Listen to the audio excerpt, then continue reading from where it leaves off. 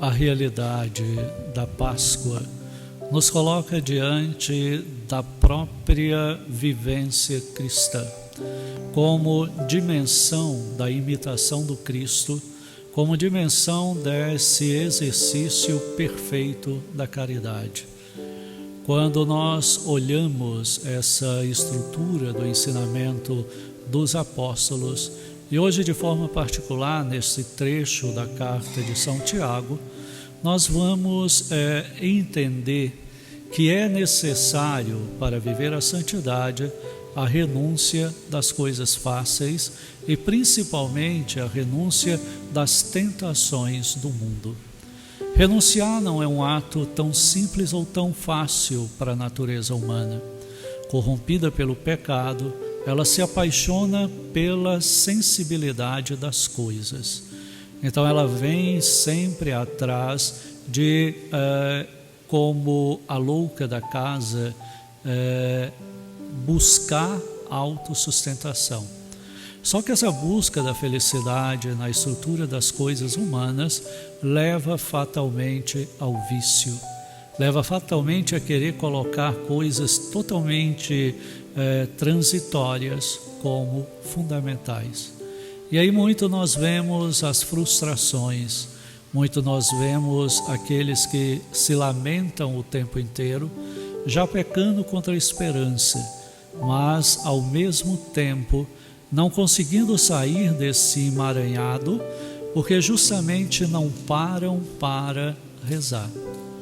O alimento da alma é a oração, mas nesse tempo, principalmente de encontro com a estrutura da palavra, porque esse é o centro da leitura. Nós não podemos ser apenas ouvintes que ingerem, mas não deglutem. Ou seja, aqueles que acham bonito as passagens da Escritura, acham bonito os modelos ou os ensinamentos, mas não coloca em prática coisa nenhuma. Então isso é o que o apóstolo chama de ouvinte esquecediço. É aquele que se empolga, mas na hora de praticar recua, justamente porque não deixa essa palavra ganhar raiz. E o primeiro modelo aí próprio na estrutura do texto, daquele que só ouve, se empolga, mas não passa disso, acha bonitinho aliviar os seus sofrimentos, mas não entendem que a dimensão da fé, a dimensão da legítima religiosidade é união com a cruz. E aqui ele coloca duas realidades. A primeira, de um religioso apenas de protocolos, apenas de cumprir regras, apenas de aparentar a bondade diante dos outros, mas na calada da noite se apresenta tal como é, vazio e áspero. Então essa realidade, primeiro, ela precisa ser conformada. Não devemos viver das aparências, mas interiorizar essa verdade e a praticar. Apesar do limite e da queda que o pecado nos condiciona, nós somos capazes de disciplinar. Sair de um poço significa eu não desesperar e querer sair de qualquer forma, mas aproveitar cada instante dessa situação para acalmar o coração e encontrar a saída. Esse é o estado de graça que Deus concede na dimensão da Eucaristia e na dimensão da espiritualidade. Jesus aqui já anuncia a sua volta ao Pai. Eu vou para o Pai. Enquanto eu estive convosco, falei em parábolas. Essa dimensão de que o reino de Deus oculta certas realidades para que elas sejam experimentadas. De nada valeria para o homem conhecer o que há no céu e na terra. Ele se tornaria tomado por um egoísmo de tal natureza que ele se acharia no direito de ser eterno, de prolongar para sempre a existência humana.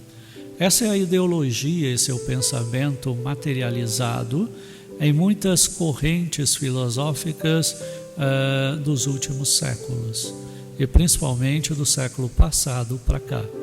Essa ideia massificada de que eu posso ficar driblando a morte, arranjando coisas para fazer durar o corpo. Só que o corpo, pela própria natureza, já está imposto o seu fim. A sua debilidade virá. Com avanços ou não da medicina e das ciências, nunca irá conseguir driblar aquilo que foi ocasionado pelo pecado original. E outra, para atingirmos a graça dessa partilha que Jesus diz que vai ao Pai preparar as moradas, para que aquele que ouviu e praticou esteja com ele.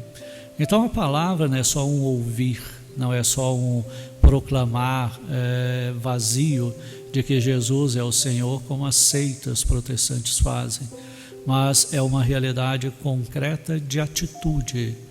É o próprio apóstolo Tiago quem diz que se eu não pratico a fé em caridade perfeita, essa fé é morta. Fica só um discurso sem prática nenhuma. Então, a caridade, como elementos próprio dessa dimensão do amor, nos impele, nos impulsiona a praticar o bem com o outro. E aqui há um alerta contra o juízo temerário. Essa estrutura do pecado, quando eu me acho melhor ou superior ao outro, e saio aí rotulando, adjetivando, dizendo milhares de coisas sobre muitas pessoas. E muitas vezes coisas que eu ouvi de terceira, quarta mão, eu acrescento o meu ponto e aí o arranjo fica pior do que o soneto. Então é preciso entender de que eu, para ser justo na caridade, preciso entender o que ocasionou a queda, em que dimensão da fragilidade isso aconteceu, para então ser sinal de recuperação, de fazer o outro sair daquilo, entendendo o erro cometido, mas não fazendo esse erro ser eterno.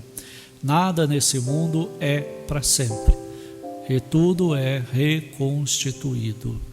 Então é preciso entender essa dimensão e principalmente essa estrutura de que eu devo testemunhar essa fé viva no seio da igreja, essa fé viva no seio da comunidade.